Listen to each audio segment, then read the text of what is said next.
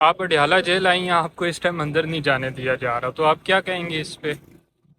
بس یہ کیا کہہ سکتے ہیں، پہلے ہمیں انہوں نے کہا کہ چلے جائیں، پھر ہمیں روک لیا اور وہ سائرہ کو انہوں نے ریلیز کرنا تھا 5 بجے. ہم ویٹ کر رہے ہیں اب ان کا اور انتظار کر رہے ہیں کہ اندر سے کوئی اطلاع آئے تو ہم اس کو لے کے جائیں. ہماری ٹیم تو تقریباً 3:30-4 بجے سے آتی ہیں، کھڑی ہوئی ہیں خواتین، اور ہم لوگ تقریباً یہاں پر آدھے گھنٹے پونا گھنٹہ ہو گیا ہم بھی آ کے کھڑے ہوئے ہیں.